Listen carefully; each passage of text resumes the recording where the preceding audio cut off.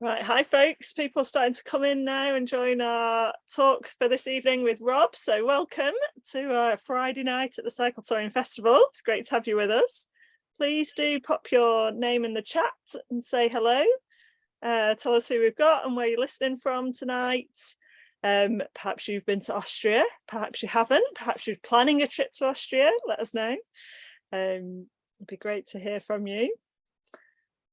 There we go. We've got Ted from Eastbourne at the top of the list. Welcome, Ted. Brilliant. Loads of people. So I'm sure lots of you will have heard Rob speak for us before. Rob's one of our regulars now at the Cycle Touring Festival. He's done lots of different end-to-end projects, cycling from one end of countries to the other, and he's done a few talks for us in recent years. So really looking forward to this next one, all about his trip to Austria this year. A few bits of admin before that as well. We've got the chat here, so please, hi Brenda. Please chip in with any sort of comments as we go along in the chat box. If you've got questions that you'd like us to ask to Rob at the end of the talk, then please pop them in the other one, in the Q&A box. If you type your questions into there, and we'll work through those towards the end of the talk. This talk is being recorded, so if it's amazing and you want to recommend it to your friends, you can send them the YouTube link. That'd be great. And lots of the other talks from this week have been recorded as well, so you can, if you've missed anything that sounds great, you can go over to our YouTube page and catch up there. I'm just going to pop the link in the chat here. I'll add it again at the end, but our YouTube channel is there for you.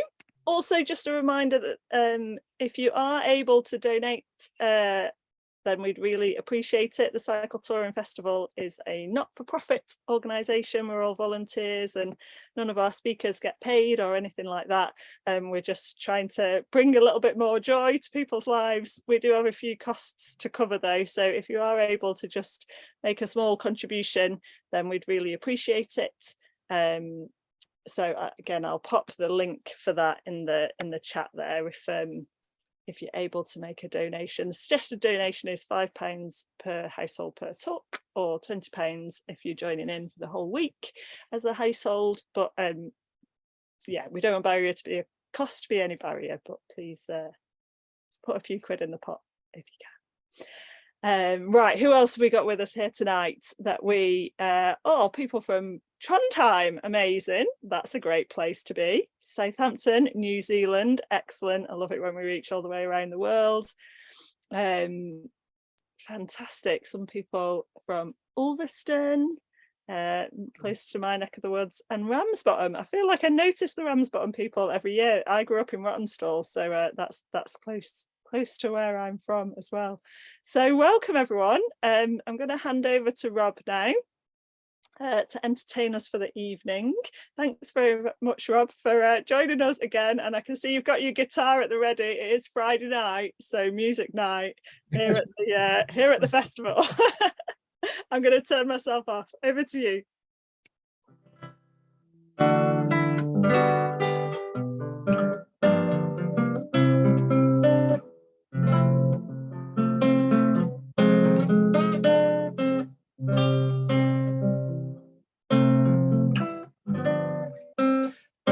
Now, you may have got the impression from certain Cold War era propaganda films, such as The Sound of Music, that, now hang on, there we go, that Austria consists solely of mountains and that you are compelled in some way to climb them all.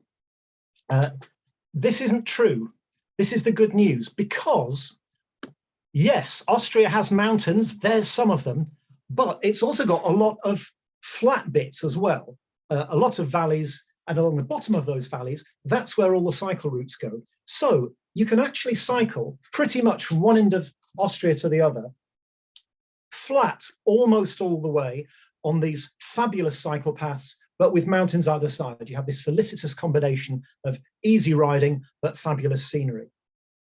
And so I know this because last autumn I cycled the Austrian End with my friend Nigel, a long-term cycling companion.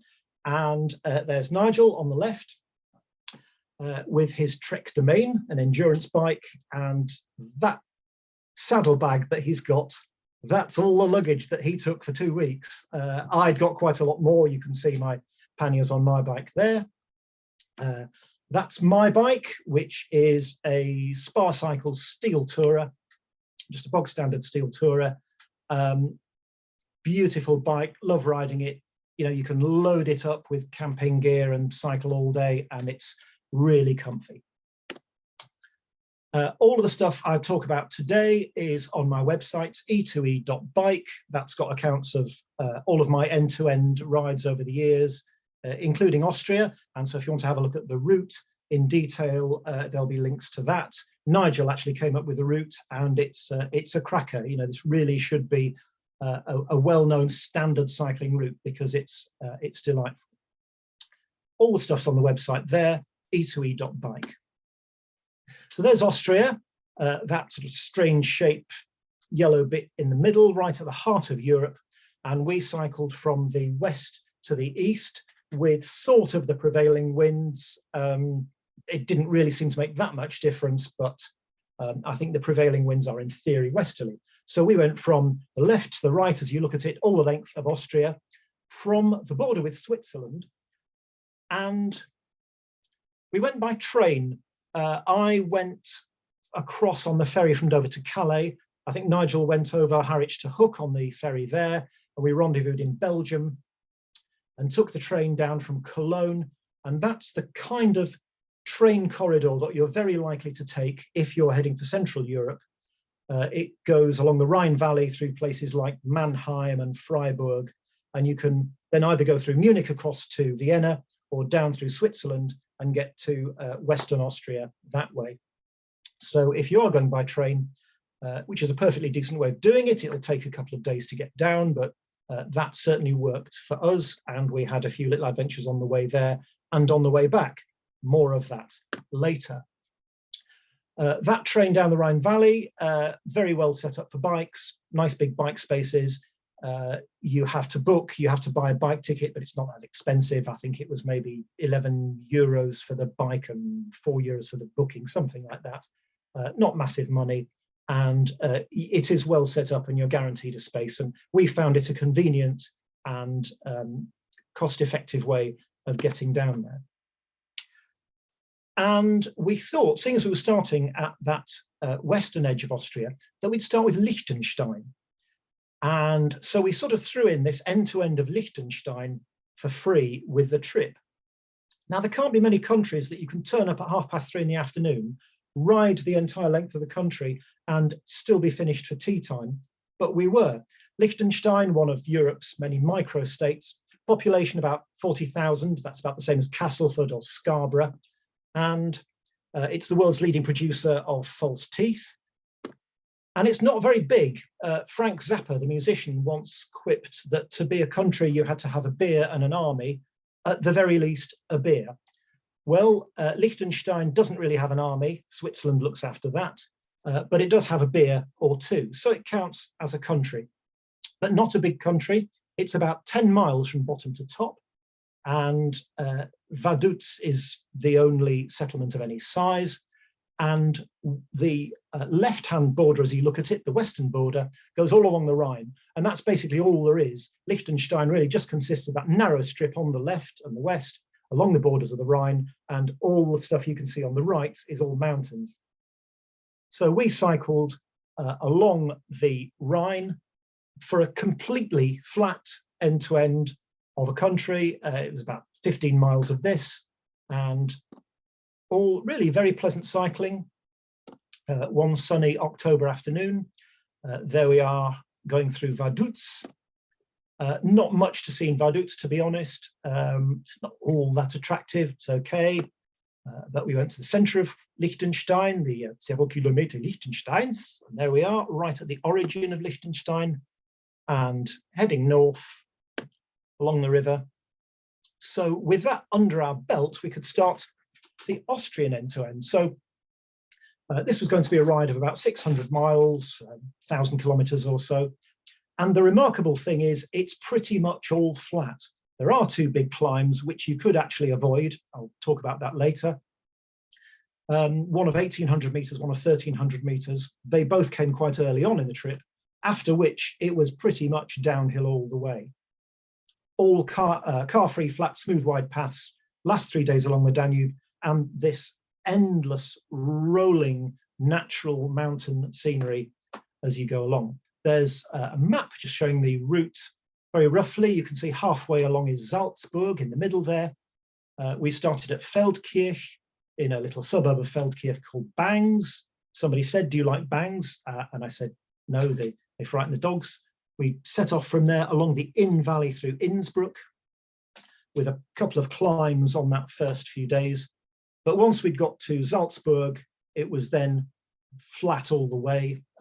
After Salzburg, we went up to Linz, and after Linz, it was 3 days along the Danube, finishing at Hainburg, which is the most easterly settlement in Austria on the border with Slovakia and Bratislava. And yeah, it was all like this. There's Nigel. I'm afraid you won't see many pictures of the front of Nigel. You'll see a lot of pictures of the back of Nigel because he cycles a bit faster than I do. And there we are on a Sunday morning. Austria, being part of that Germanic sphere, everything's closed on a Sunday pretty much. If you're looking to get food on a Sunday, you often end up at Tankstellers, petrol stations. There are a few places open, and we found one here in Feldkirch, but you have to maybe do a bit of research and search it out. We did find a nice cafe.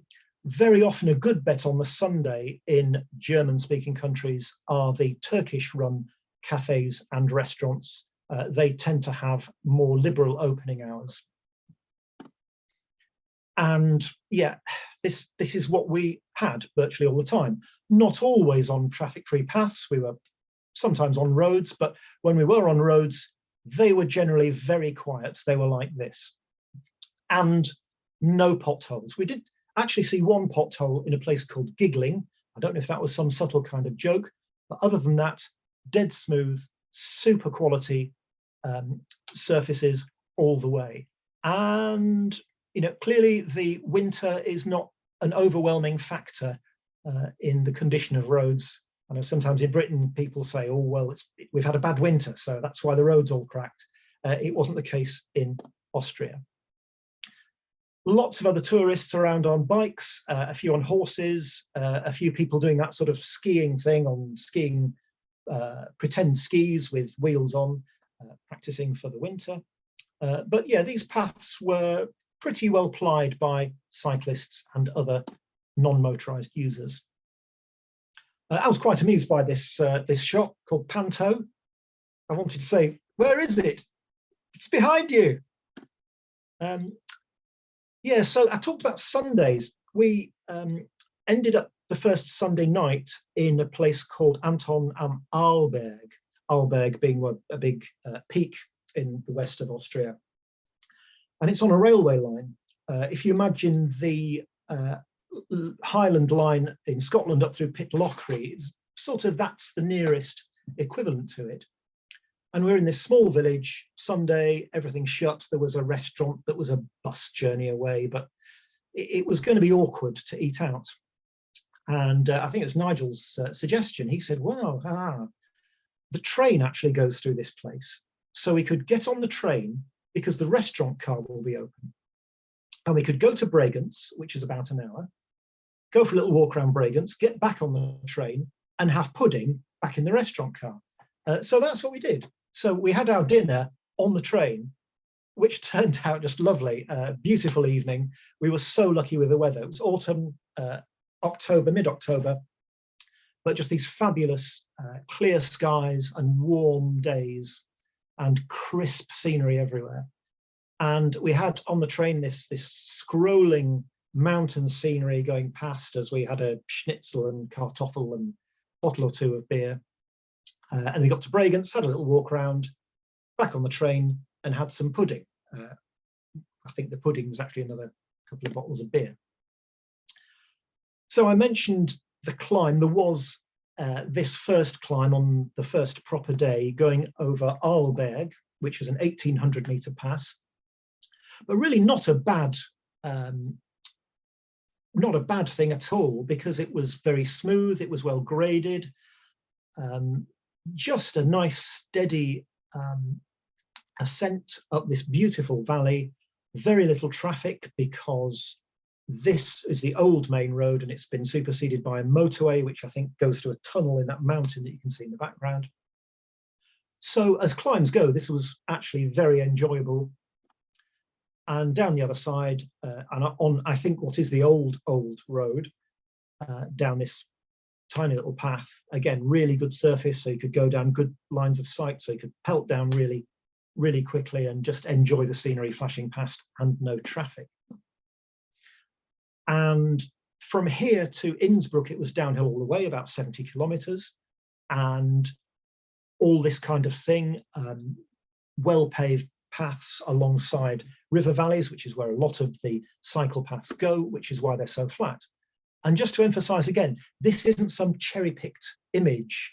This is what it was like pretty much every day for 10 days of the trip. Yeah, more of this kind of stuff. We're heading towards Innsbruck now.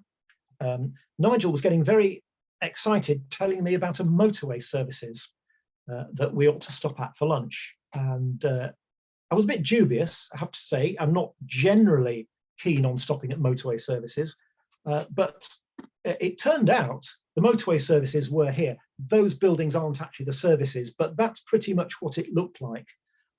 Instead of being this, sort of concrete thing that you might expect on the M6 or the M1, it was a rather delightful, rustic collection of wooden huts serving up hearty Austrian stuff. The motorway itself was virtually invisible behind trees, so the most pleasant motorway services I've ever stopped at, and of course we were on the traffic-free path. That's what I had.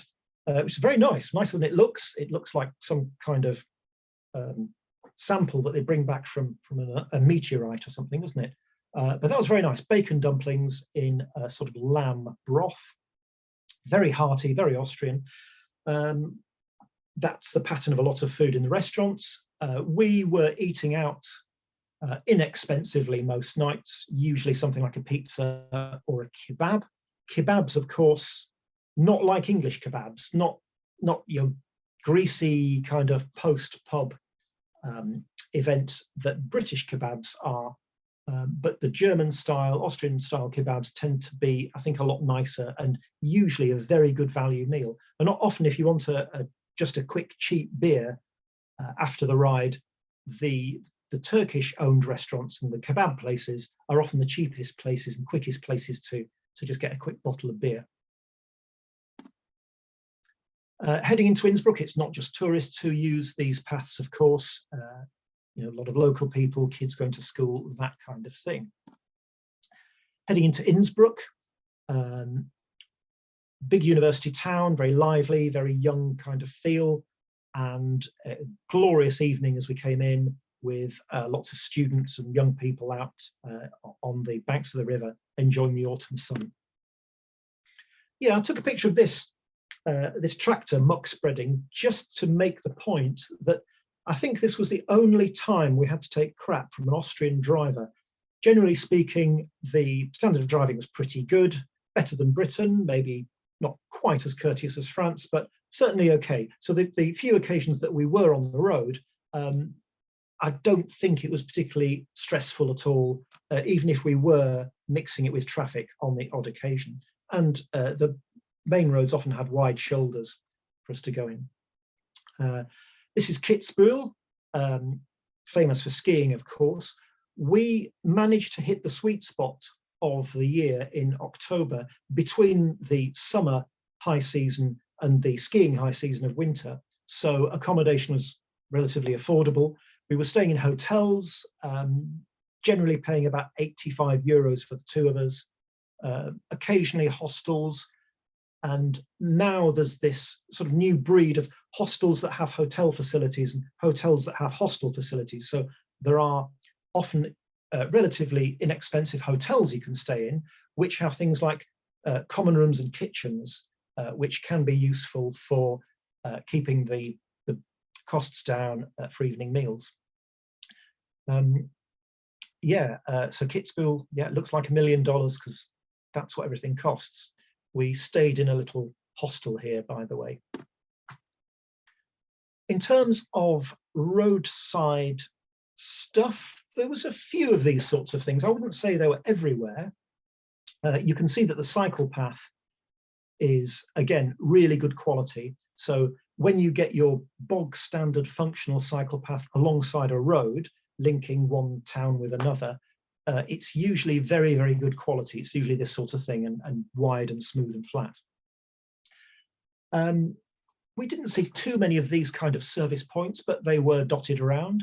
And when you do have them, so this yellow post has bike tools and a stirrup pump and that sort of thing, so you can do roadside tweaking for your bike. When you do see them, they're always in good condition, not vandalized, the tools all work, the pump works, and so on. We saw a couple of these sorts of things. Again, I wouldn't say they're everywhere, but we did see some of them.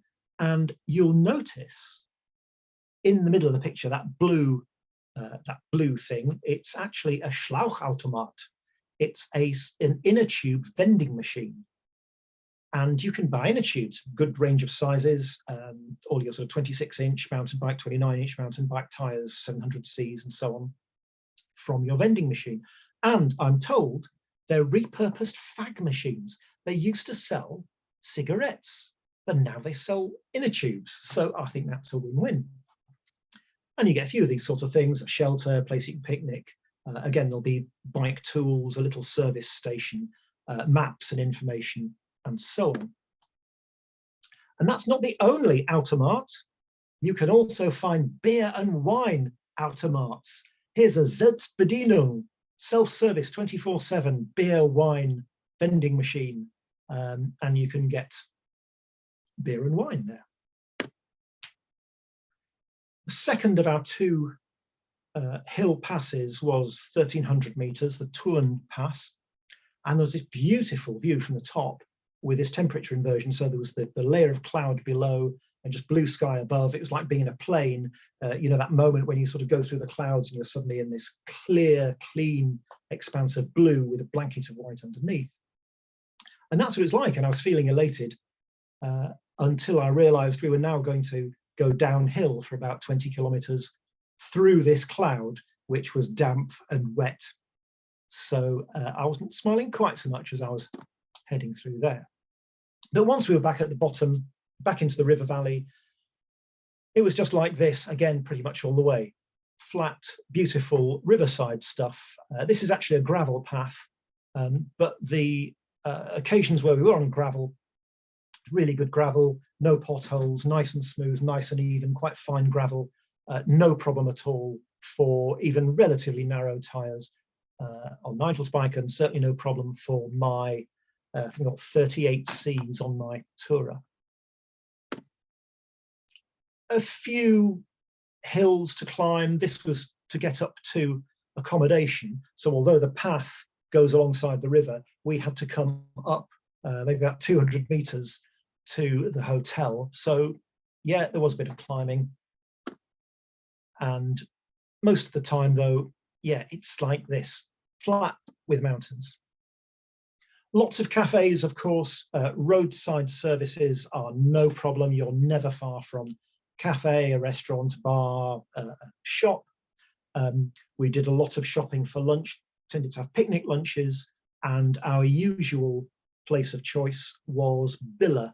It's a chain of supermarkets, B-I-L-L-A. Billa supermarkets are all over Austria and Eastern Europe. There was always one of those in a town of any size, and even in villages of any size, there was usually a cafe, somewhere you could get food and drink, a little store. That was one of my favourite cafes that we stopped at, because I had some rhubarb streusel, which was very, very pleasant. We stopped over in Salzburg. I was rather amused by this Rococo McDonald's thing here with the golden arches in this sort of Mozart-style ornate piece of ironwork. And Salzburg, of course, very well known, very touristy, so we didn't feel the need to spend too much time there. But we headed through to the Lake District, and I hadn't really thought that Austria would have a Lake District, but it has one, just northeast of Salzburg, and we cycled along there. Again, flat, smooth, decent cycle paths going along the shores of the lakes, and there was a lot of this kind of thing. An entertaining tunnel, that's the car tunnel on the right, the bike tunnel on the left, so again, no traffic.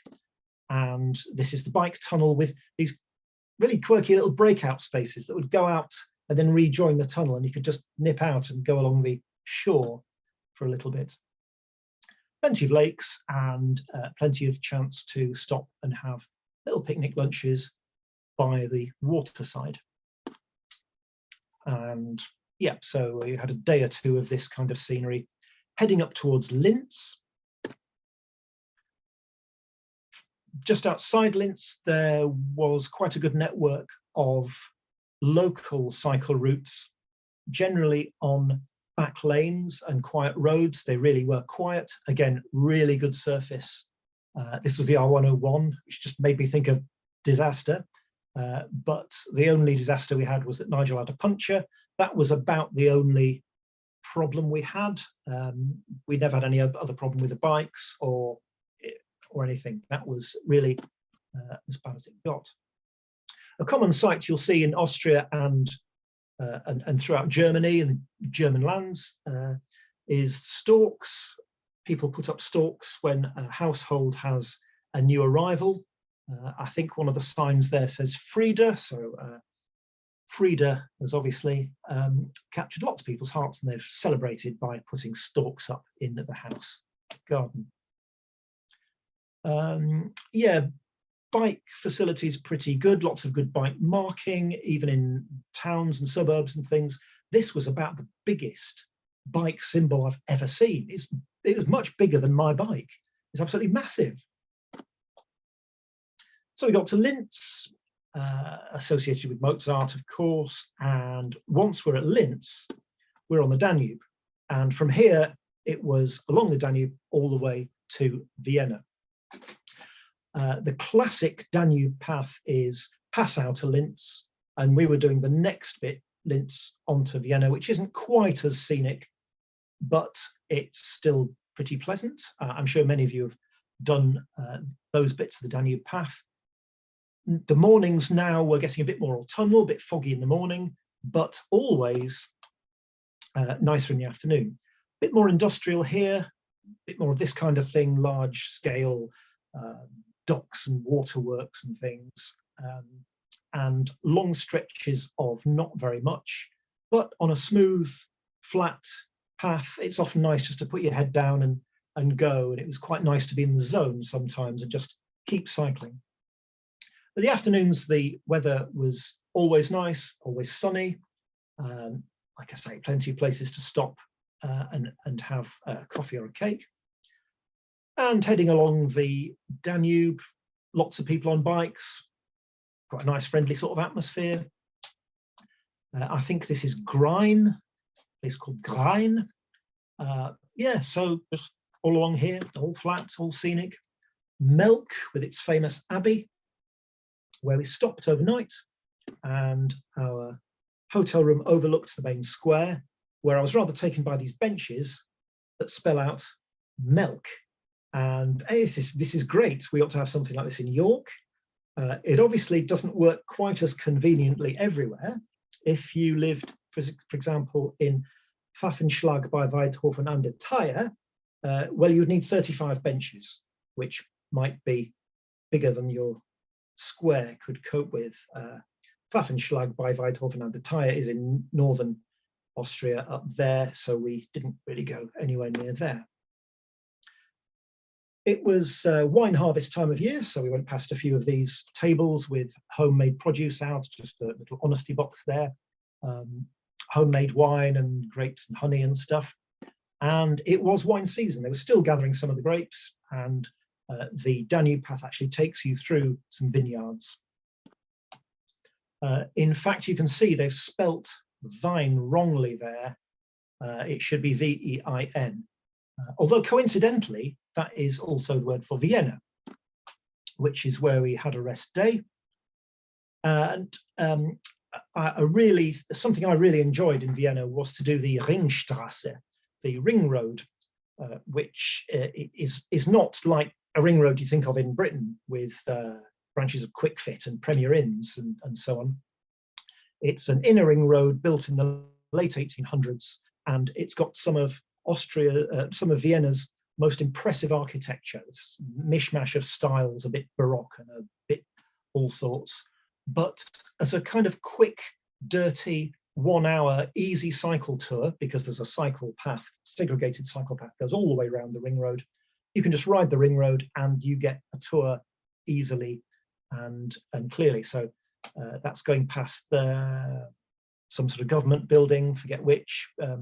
That's a statue of Radetzky, as in the Radetzky March. Vienna State Opera, Maria Theresa Palace, and lots more stuff like this. And that's a really pleasant and easy day ride, or quarter of a day ride when in Vienna. So we're sort of nearly at journey's end now, heading towards Hainburg, which is the easternmost settlement or easternmost town, still on the Donau Radweg, along the Donau Path. And I thought this was rail trail, but it wasn't. It's actually a flood bank top trail. And it was like this for about 10 miles. Not very much to see, just trees either side, this long, pretty straight, smooth, wide path. And I just loved it. It was this opportunity to, again, get in the zone, just find the right gear and just go really steadily and let your thoughts just wander. And I was really happy doing some of this bit by the river. Now, when you see this picture, I know what you're thinking. You're probably thinking, that's Dewsbury in West Yorkshire, isn't it? And it does look like Dewsbury. It does look like the spillway that you get in Dewsbury on the Spen Valley Greenway, but it's not. It is the Danube. It's a spillway on the Danube, just so you know. And there we are, pretty much at journey's end. That is the border between Austria and Slovakia. You can see the Ö on the post there for Österreich, and it gives the distance to Vienna as I think 55 kilometers and 36 meters. So they've got it down to the meter. They're obviously sticklers for accuracy. And that was essentially the end-to-end finished. We did go on and spend a couple of days in Bratislava, and then from Bratislava cycled down to the three-country point, because just south of there is a point between Hungary, Slovakia and Austria. But that really was the end of the Austrian trip. But it wasn't the end of the trip completely, because we were on a train. So I did say, if you want to avoid some of the mountains, there are various ways of doing it. If you absolutely wanted to stay on the flat all the time, then you can circumvent the mountains in a couple of ways. One is to take the train, because a lot of the train lines actually go along the valleys that we cycled. And if there's a mountain pass, then the train will probably go through a tunnel or something. So you can take your bike on the train, avoid the mountains that way. Some buses do take bikes. We didn't use any of this, but although it's more of a mountain bikers thing, I think, you go up on the bus and then mountain bike back down. But clearly there are options there. People who have more experience in Austria than I do might be able to suggest how useful that is for cycle tourists rather than mountain bikers. So yeah, we came down on the train, and having finished the end-to-end, I went back on the train. And this isn't anything to do with Austria, but because I was going back on the train, I could do something I'd always wanted to do, which was this. Went through Brussels, checking out this bar, which has partly because of its interesting take on cycle parking, partly because it's opposite the mannequin Piece, who was decked out in Belgian cycling kit when we were there. Also, I wanted to see Zinneke Piece, which is the weeing dog, which is a sort of canine equivalent. And that's another little fun sculpture that's just around the corner. And I couldn't resist putting my bike there. But the reason I went through Brussels was because I wanted to visit somewhere. I wanted to visit somewhere with a silly name, because I like collecting places with silly names. And I've been to a lot of them. So, for example, been to Dull, twinned with boring. I've been to Jump in Barnsley. There is a jump club there. It's nothing to do with parachutes. It's everything to do with keg beer. I've been to Bedlam, near Pateley Bridge in West Yorkshire, North Yorkshire. Bedlam, please drive carefully, it says, and yes, we know, the standard of driving's getting worse. I've been to Llanfairpwll Gwyngyll Gogerich Windrobus Llantysilio Gogogoch, of course, and if you've seen one of my talks before, you'll know something I always enjoy is that Llanfairpwll Gwyngyll Gogerich Windrobus Llantysilio Gogogoch is a request stop on the railway. So if you want to get off there, you actually have to ask the guard, can you please stop at Llanfairpwll Gwyngyll Gogerich Windrobus Llantysilio Gogogoch in order to get off there. I've been to Mad in Slovakia. I've been to Lucky. It's actually Luchki, but looks like Lucky. I've been to a lot of places. Here's some of the places I've been to with silly names. I know there's lists of silly name places on the internet, most of which seem to have copied them from each other. But these are all places I've actually been. But there was one place I hadn't been to, one place with a silly name that I hadn't been to, and that was Silly in Belgium. I'd never been to Silly and I wanted to go to Silly. So I went to Silly, and here I am at Silly. There's a Silly tourist office. It was closed, unfortunately, because I wanted to go in and see if they had a brochure on Silly walks. There's a Silly brewery. There's a Silly music festival every year. There's a Silly school, a Silly police station, all those sorts of things. There's a Silly Sunday market. And I had a quick beer, Silly beer, a Silly Bio Triple in the very convivial little local bar. So the nice thing about going places by train is you can have these little extra adventures on the way there and back. But I threatened more Rodgers and Hammerstein. And indeed, this is where we have it. Because if you've seen The Sound of Music, you'll remember the scene where Maria is trying to decide between a life as a nun serving God or a life married to Count von Trapp serving dinners for his kids. And she's not quite sure. She's at a bit of a crossroads in her life. So she goes to the abbess, that's the abbess there, to ask for advice. And the abbess says, these walls were not built to shut out the world's problems, Maria.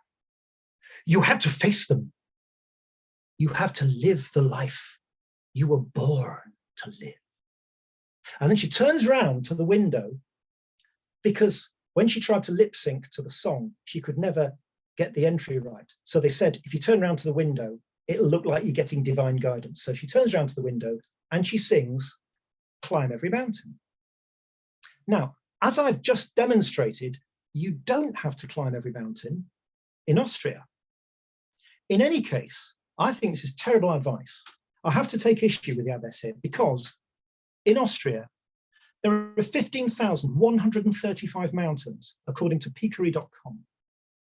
Now, if you climbed those mountains at the rate of one a day, which I think is optimistic, it would take you 50 years with no guarantee that you would find your dream.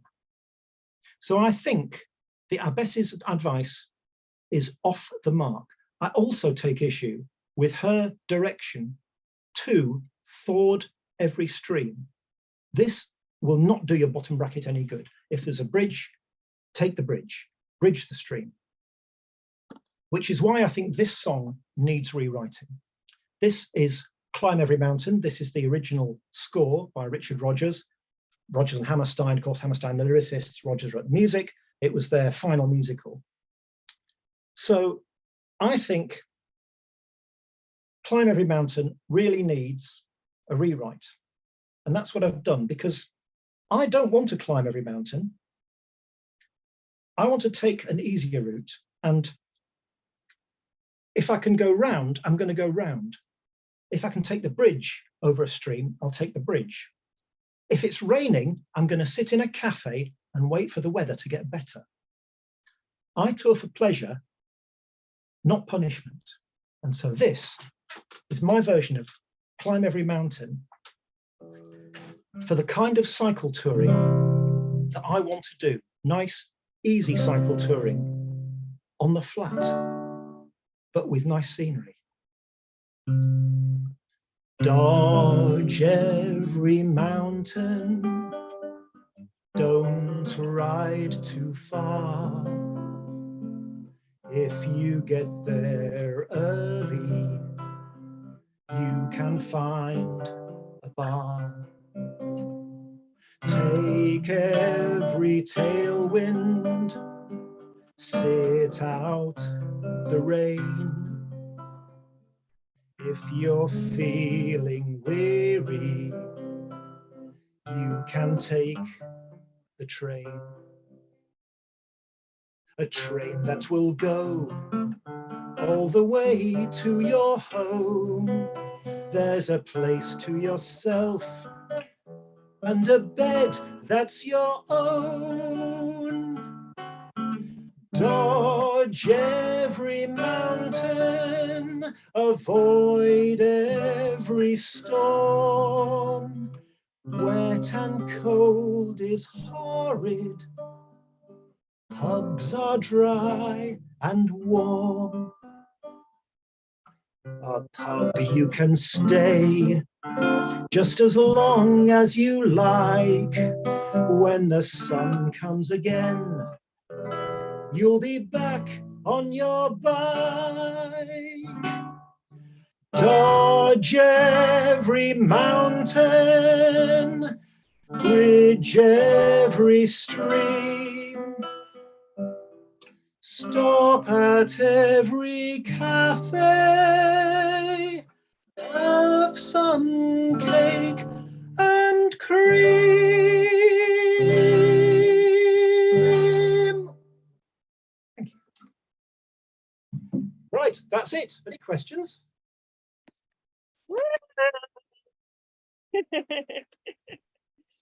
Brilliant, as ever, Rob. Thank you so much for finishing with a song. Is this comes to applaud you?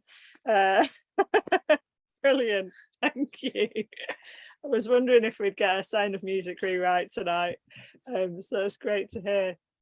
Loads of claps and praise coming in on the chat here as well. It's absolutely lovely to hear about your trip, and nice to hear of someone just having a relaxing, enjoyable holiday and none of this super hardcore, like, you know. Oh, yeah, and I mean, you know, absolutely fabulous to hear talks like I enjoyed the talk on New Zealand last night from Bernie and Sarah. But yeah, for me, that's more my sort of thing, and I'm very much a town person. I think I remember that, you know, they said they weren't really town people. But I do quite like that town vibe. Yeah, it's nice to have a coffee and a cake, like you say. It's you've got to fit the calories in. Yeah. But yeah, it is the fabulous thing about cycle touring that you can absolutely tailor it to the balance that suits you, and you know, whether that's sort of, you know, wild camping in Mongolia or just pootling along the side of the Danube. Exactly. Yeah, exactly. Something for everyone. We've got a few questions. So I'm gonna tackle those if that's all right. So we've got a question about vegetarian food in Austria. Now I used to go on holidays to Austria with my grandparents when I was little, and my memory of it is that we ate schnitzel and strudel for every single meal, which was awesome and suited me. But do you have any suggestions? Was it an easy place for a vegetarian to travel? I get the impression that while it's better than it was, and we did see the odd sort of vegan cafe or vegan restaurant, I suspect a lot of the time you will be having pizzas and that sort of thing. Yeah, kebabs are obviously out, and a lot of the traditional hearty Germanic stuff will be out.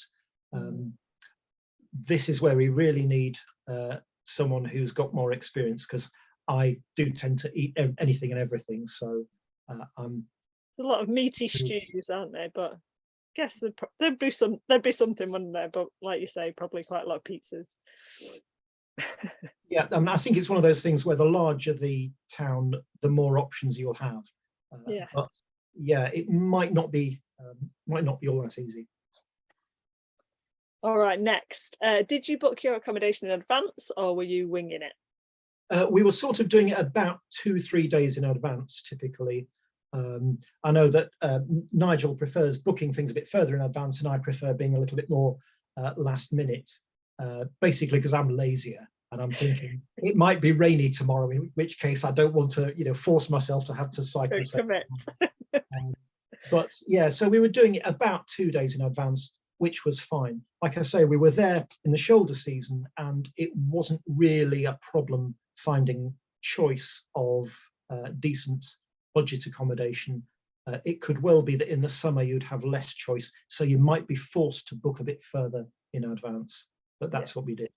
And camping, I'm sure, is pretty straightforward. There's 600 campsites in Austria, and we did see quite a few people cycle touring with tents. So if you wanted to have that control over the budget, I think cycle camping Austria would be very straightforward. Yeah, great. Okay, next question from Brenda. Please can Rob tell us something about how to use the Interrail passes? Very good question.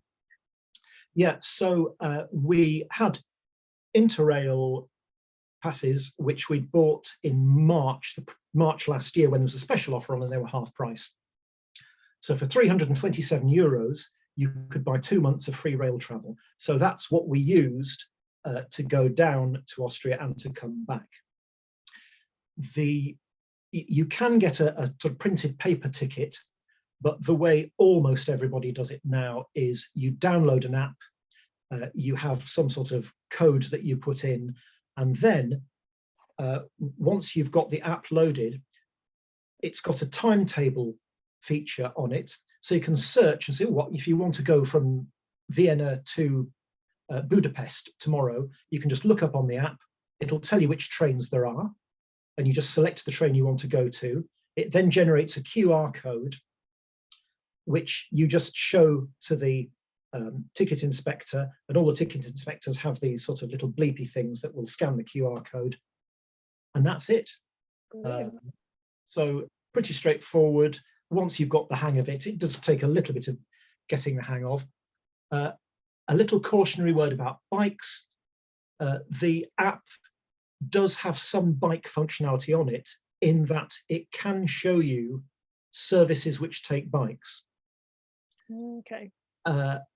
If it shows that they take bikes, that's reliable information in our experience, but it often doesn't show trains which do take bikes. Right. In fact, very often it doesn't show trains which do take bikes. For example, in Belgium, where every train takes a bike, the app doesn't show that any trains take a bike. So you have to get used to working with other information sources, but we used some of our Interrail pass to go around with folding bikes and also upright bikes, and it basically works pretty well.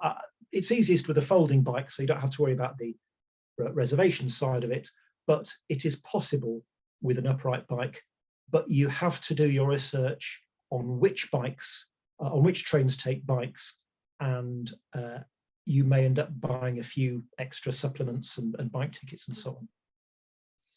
Okay, that's really useful. That app sounds great. Yeah, the advances of modern technology making life easier. That's good. Right, Steve's got a question for you.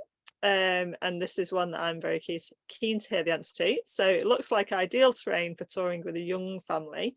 Is there a section of the route that you particularly recommend as a shorter version for small legs? We saw quite a few kids on the bit around Innsbruck is nice. Any of the Danube path is flat. I'd say probably the bit before Linz is a bit more scenic, but any of the Danube path will be fine. Pretty much most of it, actually. We did see, if it follows a river valley, if it follows a big river like the Inn or the Danube or the Salzach, the river that goes through Salzburg, any of those stretches will be good. Salzburg, lots of families there. So yeah, probably off the top of my head, I would say Salzburg would be a really good bet, because right from the center of the city, you're on the cycle path alongside the river, and you can go a long way in both directions. So yeah, that would be a good place to start. Okay, sounds good. Right, we've got a couple more. The next one's about campsites, but I think you've probably already answered that. So did you get the impression there are many campsites? You've said there's 600, you've obviously researched it. So that sounds like a lot for a country of that size. I think camping. Yeah, I mean, how many of those are convenient or welcoming to tents, as opposed to caravans and motorhomes, which, as we know, can confound your plans sometimes. I don't know, but we did see people with camping gear, and I think in principle, yeah, it's pretty straightforward. Yeah. Okay, great. Okay, Sharon, great question. When does your cycle album come out, Rob? Is there a release date for that? Well, good idea. I think we need another couple of in-person meetings, don't we? Laura, if another in-person meeting, maybe we should have a song evening. I was actually quite chuffed. I did a talk at Calderdale CTC. Is anyone from Calderdale CTC? Hello. And I finished with a song, which they thought was great. And they said, oh, we were hoping you'd do that. But apparently the next speaker they had, the next guy, did a song as well. So wow. Perhaps we started a trend. So if anyone else wants to have a go, please let's bring a whole new twist to the open mic night. We can just yeah. Okay, next one. Where did you keep your bikes at night? In the hotels? I guess were the hotels welcoming to you bringing the bikes inside? I guess really. Basically, yes, never a problem. Always we had somewhere secure. I think once or twice we took them in the rooms. Otherwise, they would always find either a dedicated cycle park, tiny little garage sort of thing, or else there would be some sort of disused conference room. But it was never a problem, and you got the impression that cycle touring is absolutely a sort of respected and legitimate way of getting around. Never felt that we were being looked up and down or tutted at or anything like that. You're definitely welcome with a bike. Yeah, Europe just have it sorted out, really, don't they? It's a lot more set up for this kind of thing. Brilliant. Okay. The last question is there a good website for cycling in Austria? But I'm guessing there will be an awful lot of information on your end-to-end E2E website. Yes, have a look at that. But that's a good question. Was there anywhere in particular that you used for research, or did you just? I'm just trying to think. I don't think I found any one particular site. Someone watching may well know of some, so if you do let me know. I can't think of one that I looked at offhand. The research we did tended to just be ad hoc, Google searches for places we were going through. Yeah. Guess it's one of those countries that's reasonably straightforward, isn't it? You'll find an English speaker, you'll find a cafe, you'll find a bar.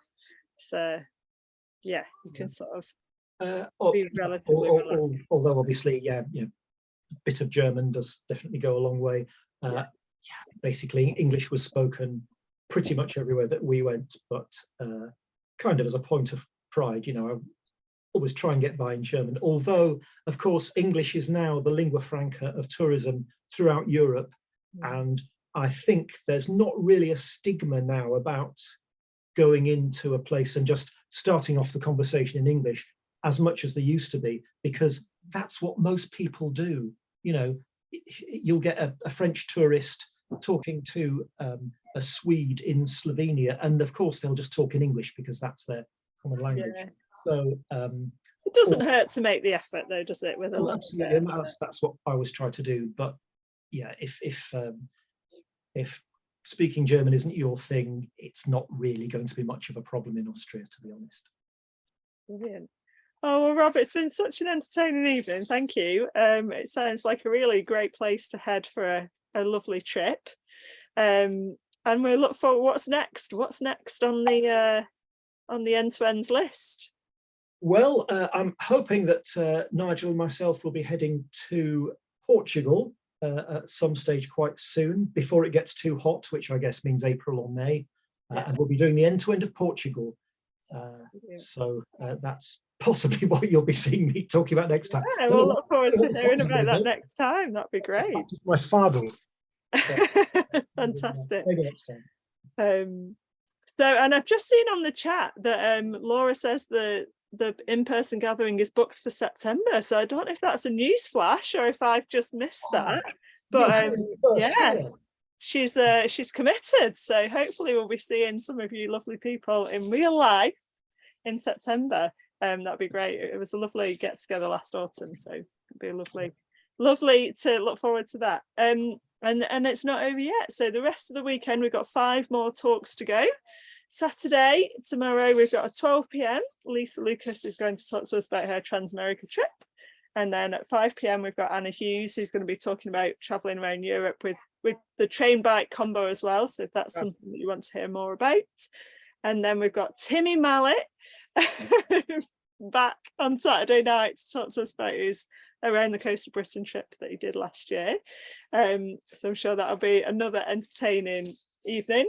A couple of talks on Sunday as well, with David talking about his Welcome Refugees trip, and then Candy finishing us off on Sunday night for the big finale of the festival. So thank you so much to everyone who's joined us tonight, and thank you to you, Rob, as well. Hopefully we'll see some of you again over the course of the evening of the weekend. Oh yeah, she's put dates up here: 29th of September to the 1st of October, provisional. Oh, it's going in my diary now. This is there we go, pop it in. Brilliant.